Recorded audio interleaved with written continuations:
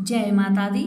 नमस्कार दोस्तों, स्वागत है आप सभी का हमारे YouTube चैनल लक्ष्मी शर्मा की कहानियां पर।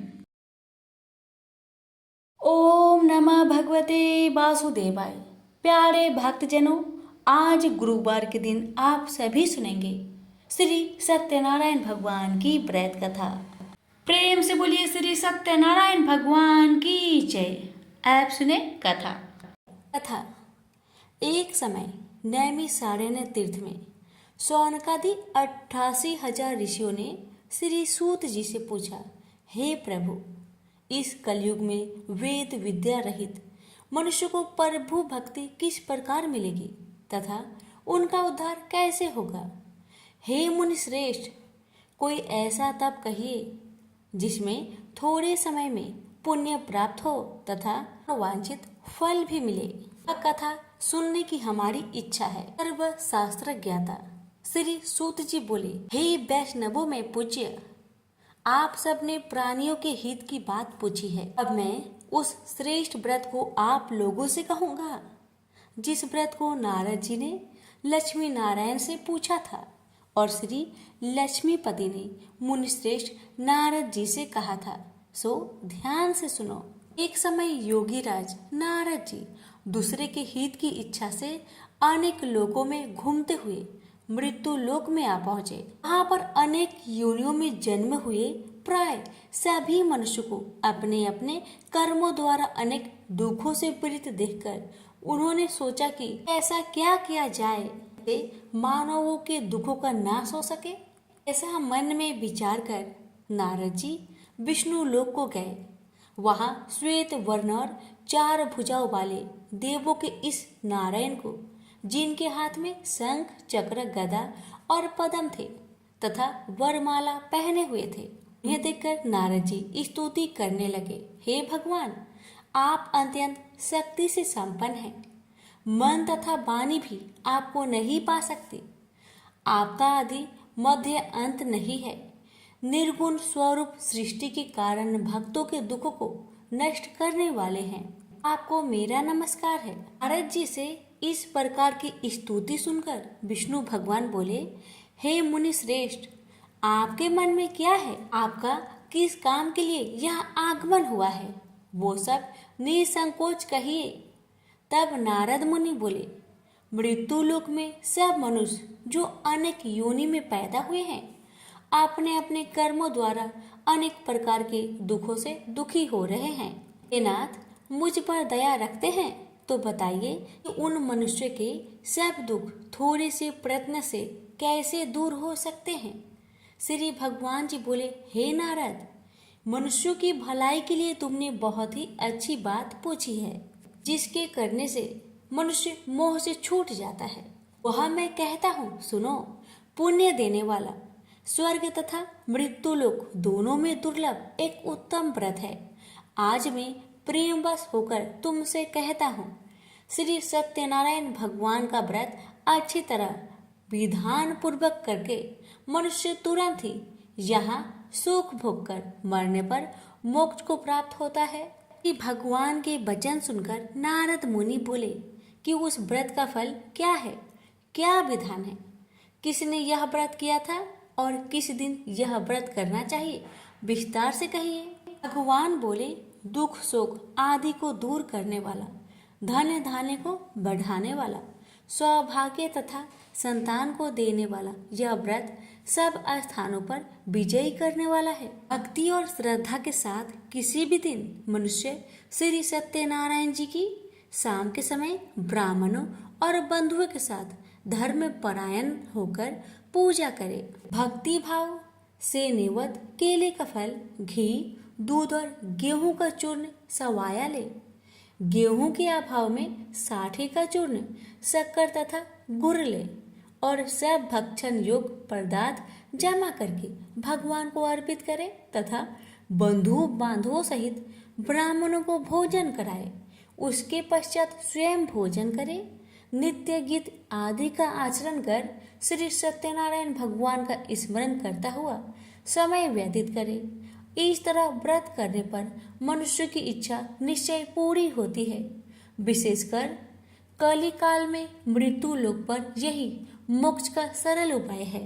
तो बोलिए सत्यनारायण भगवान की जय। श्री सत्यनारायण व्रत कथा का प्रथम अध्याय संपूर्ण हुआ। श्रीमन नारायण नारायण नारायण, भज मन नारायण नारायण नारायण। श्री सत्यनारायण भगवान की जय। आप सुनिए दूसरा अध्याय। सूत जी बोले, हे ऋषियों, जिसने पहले समय में इस व्रत को किया है उसका इतिहास कहता हूँ, ध्यान से सुनो। सुंदर काशीपुरी नगरी में एक अत्यंत निर्धन ब्राह्मण रहता था। वह भूख प्यास से बेचैन हुआ नित्य पृथ्वी पर घूमता था। ब्राह्मणों से प्रेम करने वाले भगवान ने ब्राह्मण का रूप धारण कर उसके पास जाकर आदर के साथ पूछा, हे ब्रीप, नित्य दुखी हुआ पृथ्वी पर क्यों घूमता है? दीन ब्राह्मण बोला, मैं निर्धन ब्राह्मण हूँ, भिक्षा के लिए पृथ्वी पर फिरता हूँ। हे भगवान, यदि आप इसका उपाय जानते हैं तो कृपा करके कहिए। वृद्ध ब्राह्मण बोला कि सत्यनारायण भगवान मनोवांछित फल देने वाले हैं, इसलिए हे ब्राह्मण, तू उनका पूजन कर, जिसके करने से मनुष्य सब दुखों से मुक्त हो जाता है। ब्राह्मण को व्रत का सारा विधान बतलाकर बूढ़े ब्राह्मण का रूप धारण करने वाले श्री सत्यनारायण भगवान अंतर ध्यान हो गए। जिस व्रत को वृद्ध ब्राह्मण ने बतलाया है मैं उसको करूंगा, यही निश्चय करने पर उसे रात में नींद नहीं आई। वह सवेरे उठ सत्यनारायण भगवान के व्रत का निश्चय कर भिक्षा के लिए चला। उस दिन उसको भिक्षा में बहुत धन मिला। इससे बंधु बांधवों के साथ उसने श्री सत्यनारायण का व्रत किया। इसके करने से वह वृप सब दुखों से छूटकर अनेक प्रकार की संपत्ति से युक्त हुआ। उस समय से वह वृप हर मास व्रत करने लगा। इस तरह सत्यनारायण भगवान के व्रत को जो करेगा वह सब पापों से छूटकर मोक्ष को प्राप्त होगा। जो पृथ्वी पर श्री सत्यनारायण भगवान का व्रत करेगा वह मनुष्य सब दुखों से छूट जाएगा। इस तरह नारद जी से नारायण जी का कहा हुआ यह व्रत मैंने तुमसे कहा। हे वृपो, मैं अब और क्या कहूँ? ऋषि बोले, हे मुनिवर, संसार में उस वृप से सुनकर और किस किस ने इस व्रत को किया हम वह सुनना चाहते हैं। इसके लिए हमारे मन में श्रद्धा है।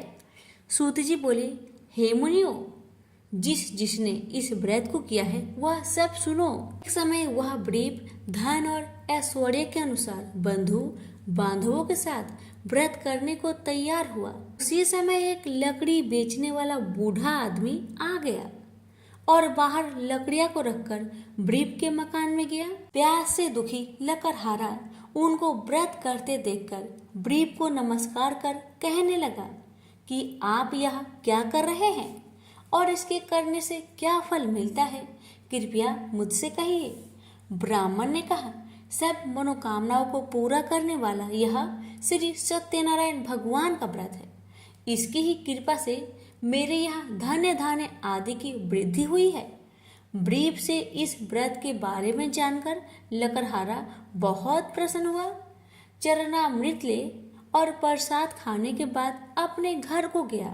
लकड़हारे ने अपने मन में इस प्रकार का संकल्प किया कि आज ग्राम में लकड़ी बेचने से जो धन मिलेगा उसी से मैं श्री सत्यनारायण भगवान का उत्तम व्रत करूंगा।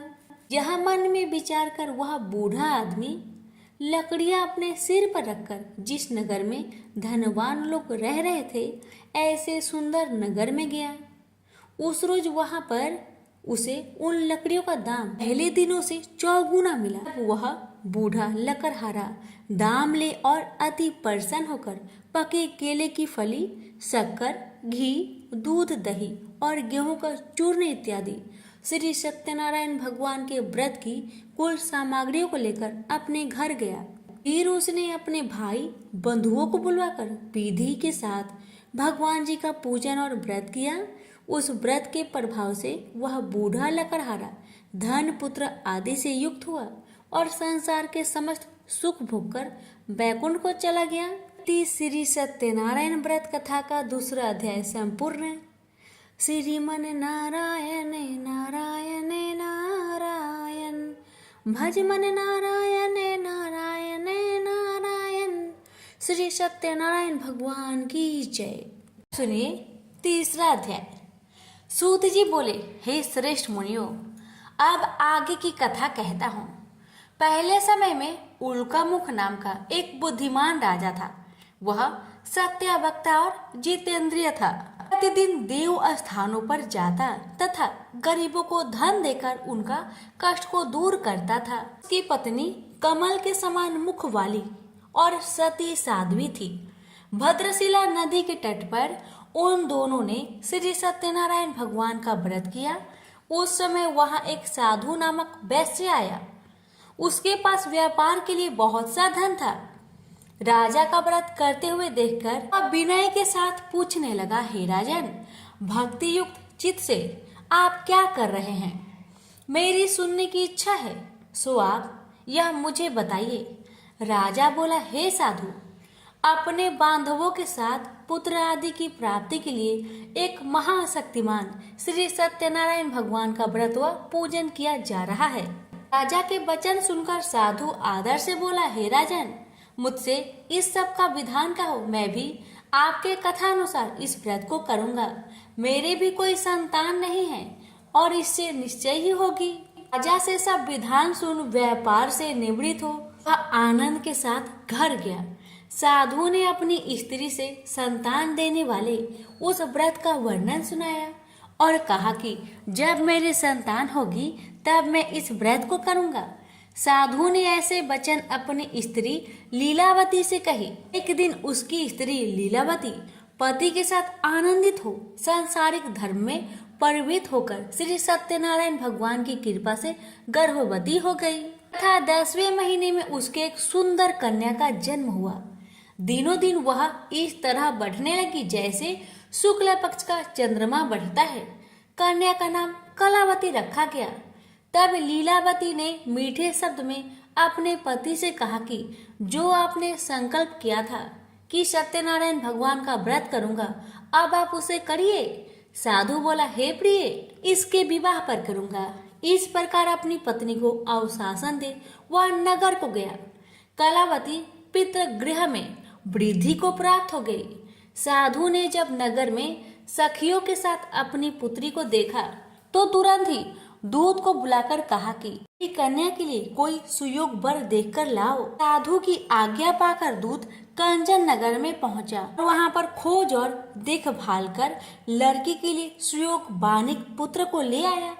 उस सुयोग लड़के को देखकर साधु ने अपने बंधु बांधवों सहित प्रसन्नचित अपनी पुत्री का विवाह उसके साथ कर दिया। किंतु दुर्भाग्य से विवाह के समय भी वह उस व्रत को करना भूल गया। श्री भगवान क्रोधित हो गए और श्राप दिया कि तुम्हें दारुण दुख प्राप्त होगा। अपने कार्य में कुशल साधु बनिया जमाता सहित समुद्र के समीप स्थित होकर रत्नासारपुर नगर में गया और वहां दोनों ससुर जमाई चंद्रकेतु राजा के उस नगर में व्यापार करने लगे। एक बार भगवान श्री सत्यनारायण की माया से प्रेरित कोई चोर राजा का धन चुराकर भाग जा रहा था। किंतु राजा के दूतों को आता देखकर चोर ने घबराकर भागते हुए राजा के धन को वहीं चुपचाप रख दिया जहां वे ससुर जमाई ठहरे हुए थे।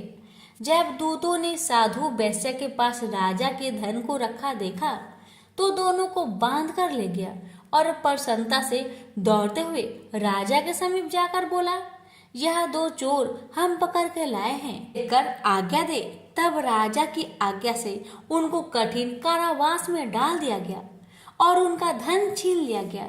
श्री सत्यनारायण भगवान के श्राप द्वारा उसकी पत्नी भी घर पर बहुत दुखी हुई और घर में जो धन रखा था चोर चुरा कर ले गए। शारीरिक व मानसिक पीड़ा तथा भूख प्यास से अति दुखी हो अन्न की चिंता में कलावती एक ब्राह्मण के घर गई।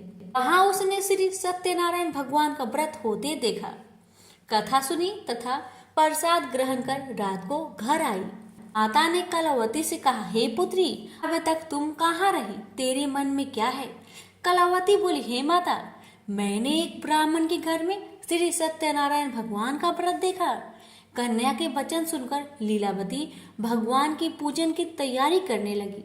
लीलावती ने परिवार और बंधुओं सहित श्री सत्यनारायण भगवान का पूजन किया और वर मांगा कि मेरे पति और दामाद शीघ्र घर आ जाए। साथ ही प्रार्थना की कि हम सबका अपराध क्षमा करें। श्री सत्यनारायण भगवान इस व्रत से संतुष्ट हो गए और राजा चंद्रकेतु को सपने में दर्शन देकर कहा, हे राजन, दोनों वैश्य को प्रतः ही छोड़ दो और उनका सब धन जो तुमने ग्रहण किया है दे दो, नहीं तो मैं तेरा धन, राज्य, पुत्र आदि नष्ट कर दूंगा। राजा से ऐसा वचन कहकर भगवान अंतर्ध्यान हो गए। प्रातःकाल राजा चंद्रकेतु ने सभा में अपना स्वप्न सुनाया। ये दोनों वानिक पुत्रों को कैद से मुक्त कर सभा में बुलाया। दोनों ने आते ही राजा को नमस्कार किया। राजा मीठे वचनों में बोला, हे महानुभावों, भाग्यवश ऐसा कठिन दुख तुम्हें प्राप्त हुआ, अब तुम्हें कोई भय नहीं। ऐसा कहकर राजा ने उनको नए नए वस्त्र भूषण पहनाए तथा उनका जितना धन लिया था उससे दुगुना धन देकर आदर से विदा किया। दोनों वैश्य अपने घर को चल दिए। श्री सत्यनारायण व्रत कथा तीसरा अध्याय संपूर्ण हुआ। श्रीमन नारायण नारायण नारायण, भज मन नारायण नारायण नारायण। श्री सत्यनारायण भगवान की जय। अब सुनिए चतुर्थ अध्याय। जी बोले, वैश्य ने मंगलवार करके यात्रा आरंभ की और अपने नगर को चल दिए। उनके थोड़ी दूर निकलने पर दंडी भेषधारी श्री सत्यनारायण ने उनसे पूछा, हे साधु, तेरी नाव में क्या है? अभिमानी वानिक हंसता हुआ बोला, हे दंडी, आप क्यों पूछते हो? क्या धन लेने की इच्छा है? मेरी नाव में तो बेल और पत्ते भरे हैं। वैश्य का कठोर वचन सुनकर श्री भगवान ने कहा, तुम्हारा वचन सत्य हो। दंडी ऐसा कहकर वहां से दूर चले गए। कुछ दूर जाकर समुद्र के किनारे बैठ गए। दंडी की जाने पर वैश्य ने नित्य क्रिया करने के बाद नाव को ऊंची उठी देखकर अचंभा किया तथा नाव में बेल पत्ते आदि देकर मूर्छित हो गया, जमीन में गिर पड़ा। मूर्छा खोलने पर अत्यंत शोक प्रकट करने लगा। तब उसका दामाद बोला, आप शोक ना करें, यह दंडी का श्राप है, अतः उनकी शरण में चलना चाहिए हमें, तभी हमारी मनोकामना पूरी होगी। दामाद के वचन सुनकर वह दंडी के पास पहुंचा और अत्यंत भक्ति भाव से नमस्कार करके बोला, मैंने जो आपसे असत्य वचन कहे थे उसको क्षमा करे। ऐसा कहकर महान शोकातुर रोने लगा। तब दंडी भगवान बोले, हे वानिक पुत्र, मेरी आज्ञा से बार बार तुम्हें दुख प्राप्त हुआ है, मेरी पूजा से विमुख हुआ। साधु बोला, हे भगवान, आपकी माया से ब्रह्मा आदि देवता भी आपके रूप को नहीं जानते, तब मैं अज्ञानी कैसे जान सकता हूँ? आप प्रसन्न होइए, मैं सामर्थ्य के अनुसार आपकी पूजा करूँगा। मेरी रक्षा कीजिए और पहले के समान नौका में धन भर दीजिए। उसके भक्ति युक्त वचन सुनकर भगवान प्रसन्न हो उसकी इच्छा अनुसार वर देकर अंतर्ध्यान हो गए। तब उन्होंने नाव पर आकर देखा कि नाव धन से परिपूर्ण है। वह श्री सत्यनारायण भगवान का पूजन कर साथियों सहित अपने नगर को चला। जब अपने नगर के निकट पहुंचा तब दूत को घर भेजा। दूत ने साधु के घर जा उसकी स्त्री को नमस्कार कर कहा, साधु अपने दामाद सहित इस नगर के समीप आ गए हैं। ऐसा वचन सुन साधु की स्त्री ने बड़े हर्ष के साथ सत्यनारायण भगवान का पूजन कर पुत्री से कहा, मैं अपने पति के दर्शन को जाती हूँ, तू कार्य पूर्ण कर शीघ्र आ। माता के ऐसे वचन सुनकर कलावती प्रसाद छोड़कर जल्दी में पति के पास गई। साथ की अवज्ञा के कारण श्री सत्यनारायण भगवान रुष्ट हो के पति को नाव सहित पानी में डुबो दिया। कलावती अपने पति को न देखकर रोती हुई जमीन पर गिर गई। इस तरह नौका को डूबा हुआ तथा कन्या को रोता हुआ देख साधु दुखी होकर बोला, कि प्रभु, मुझसे या मेरे परिवार से जो भूल हुई उसे क्षमा करो। उसके दीन वचन सुनकर श्री सत्यनारायण भगवान प्रसन्न हो गए और आकाशवाणी हुई, हे साधु, तेरी कन्या मेरे प्रसाद को छोड़कर आई है, इसलिए उसका पति अदृश्य हुआ है। यदि वह घर जाकर प्रसाद खाकर लौटे तो उसे पति अवश्य मिलेगा। ऐसी आकाशवाणी सुनकर कलावती ने घर पहुंचकर प्रसाद खाया और आकर पति के दर्शन किए। तत्पश्चात साधु ने बंधु बांधवों सहित श्री सत्यनारायण भगवान का विधि पूर्वक पूजन किया। इस लोक का सुख भोगकर अंत में स्वर्ग लोक को गया। श्री सत्यनारायण व्रत कथा चतुर्थ अध्याय संपूर्ण हुआ। श्रीमन नारायण नारायण नारायण, भज मन नारायण नारायण नारायण। श्री सत्यनारायण भगवान की जय। आप सुनिए पंचम अध्याय। जी बोले, हे ऋषियों, मैं और भी कथा कहता हूँ, सुनो। प्रजा पालन में लीन तुंगवच नाम का एक राजा था। उसने भी भगवान का प्रसाद त्याग कर बहुत दुख पाया। एक समय वन में जाकर वन्य पशुओं को मारकर बर के पेड़ के नीचे आया। वहां उसने ग्वालों को भक्ति भाव से बांधवों सहित श्री सत्यनारायण का पूजन करते देखा। राजा देखकर भी अभिमानवश वहां नहीं गया और ना ही नमस्कार किया। जब ग्वालों ने श्री भगवान का प्रसाद उसके सामने रखा तो वह प्रसाद त्याग कर अपनी नगरी को चला गया। वहां उसने अपना सब कुछ नष्ट पाया तो वह जान गया कि यह सब भगवान ने किया है। तब वह विश्वास कर ग्वालों के समीप गया और विधि पूर्वक पूजन कर प्रसाद खाया तो श्री सत्यनारायण भगवान की कृपा से सब कुछ पहले जैसा ही हो गया। दीर्घ काल तक सुख भोग कर मरने पर स्वर्ग को गया। जो मनुष्य परम दुर्लभ व्रत को करेगा, भगवान की कृपा से उसे धन्य धान्य की प्राप्ति होगी। निर्धन धनी और बंदी बंधन से मुक्त होकर निर्भय हो जाता है। संतानहीनों को संतान प्राप्त होती है तथा सब मनोरथ पूर्ण होता है। अंत में बैकुंठ धाम की प्राप्ति होती है। जिन्होंने पहले इस व्रत को किया, अब उनके दूसरे जन्म की कथा कहता हूँ। वृद्ध सनातन ब्राह्मण ने सुदामा का जन्म लेकर मोक्ष पाया। लकड़हारे ने अगले जन्म में निषाद बनकर मोक्ष प्राप्त किया। उल्कामुख नाम का राजा दशरथ होकर बैकुंठ को प्राप्त हुआ। साधु नाम के वैश्य ने मोरध्वज बनकर अपने पुत्र को आड़े से चीरकर मोक्ष को प्राप्त किया। महाराज तुंगध्वज ने स्वयंभू होकर भगवान में भक्ति युक्त हो कर्म कर मोक्ष प्राप्त किया। इति श्री सत्यनारायण व्रत कथा पंचम अध्याय संपूर्ण हुआ। श्रीमन नारायण नारायण नारायण, भज मन नारायण नारायण नारायण। श्री सत्यनारायण भगवान की जय। अब सुनिए आरती श्री सत्यनारायण भगवान की। जय लक्ष्मी रमना स्वामी, जय लक्ष्मी रमना। सत्यनारायण स्वामी जनपातक हरना।